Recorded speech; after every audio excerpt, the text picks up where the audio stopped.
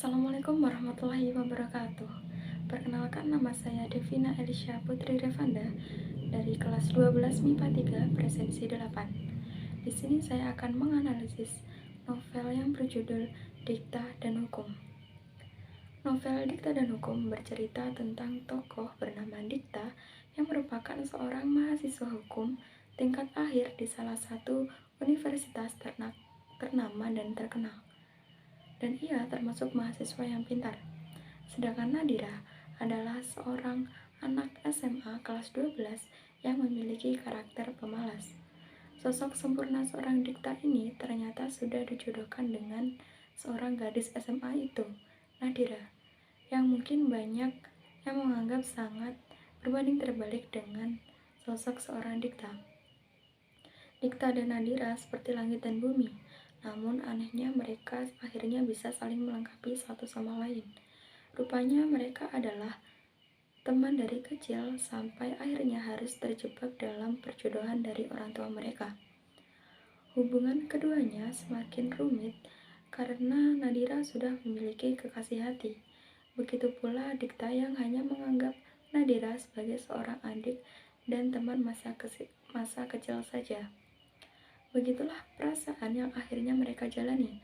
Baik Dikta maupun Nadira tidak memiliki perasaan spesial satu sama lain sebagai seorang pasangan. Itulah sebabnya keduanya menolak untuk dijodohkan. Seiring berjalannya waktu, Nadira mulai menaruh hati pada Dikta. Barangkali berkat intensitas dan sifat Dikta yang sangat baik pada dirinya. Kali ini Nadira benar-benar jatuh cinta pada laki-laki yang dahulu hanya dianggap sebagai seorang kakaknya saja. Perasaan itulah yang mengawali kisah percintaan keduanya dimulai. Tarik ulur dari kisah percintaan yang rumit sudah pasti akan dibahas, seperti rahasia-rahasia Dikta akan mulai terungkap. Dikta akhirnya juga mulai sedikit demi sedikit menceritakan hal yang selama ini ia sembunyikan, yakni hidupnya yang sudah tidak lama lagi. Sampai akhirnya kisah keduanya tidak direstui oleh alam semesta. Analisis novel Dikta dan Hukum. Unsur intrinsik. Satu, tema novel Dikta dan Hukum ini bertema tentang kisah percintaan seorang remaja. Dua, tokoh dan penokohan. Yang pertama, tokoh Dikta. Tokoh utama novel Dikta dan Hukum yang memiliki sifat disiplin, baik, pintar, rajin, dan penyayang. Kedua, Nadira, merupakan tokoh novel Dikta dan Hukum yang menyukai Dikta. Nadira memiliki sifat suka mengeluh dan terkenal banyak mau, sedikit keras kepala, dan juga pemalas. Tiga, Jeno, merupakan tokoh novel Dikta dan Hukum yang menjadi pacar Nadira. Jeno memiliki sifat yang baik seperti Dikta.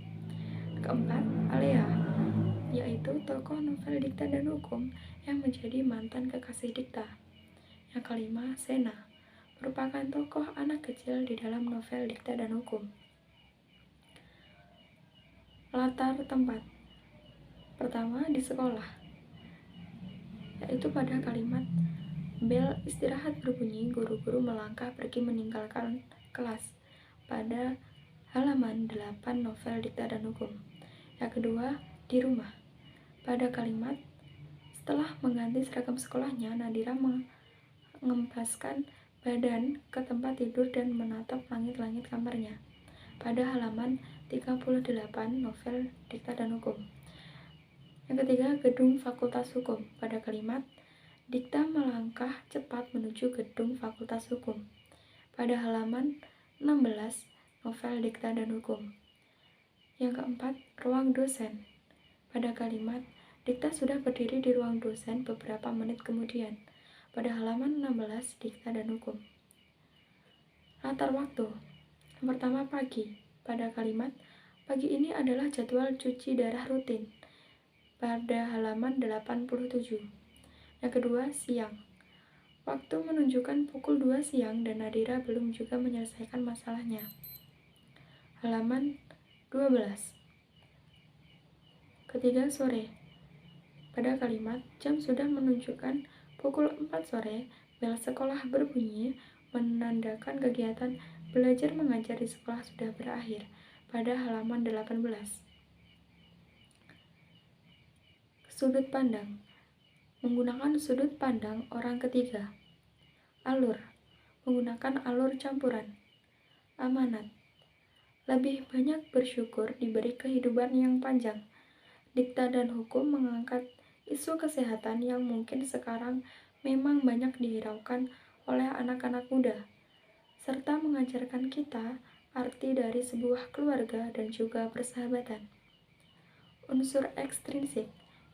Nilai agama mengajarkan kita mempercayai adanya Tuhan dan segala kehendaknya. Manusia hanya bisa berencana, namun Allah yang berkehendak, baik itu tentang mati dan hidupnya seseorang, maupun tentang rezeki dan jodohnya seseorang. Yang kedua, nilai moral, antara lain tentang bagaimana sosok dikta yang mampu memberikan positif vibes kepada Nadira dan juga kepada pembaca yang membacanya. Nilai-nilai moral itu diantaranya bertanggung jawab, kejujuran, mandiri, disiplin, dan tidak mudah menyerah. Sekian, wassalamualaikum warahmatullahi wabarakatuh.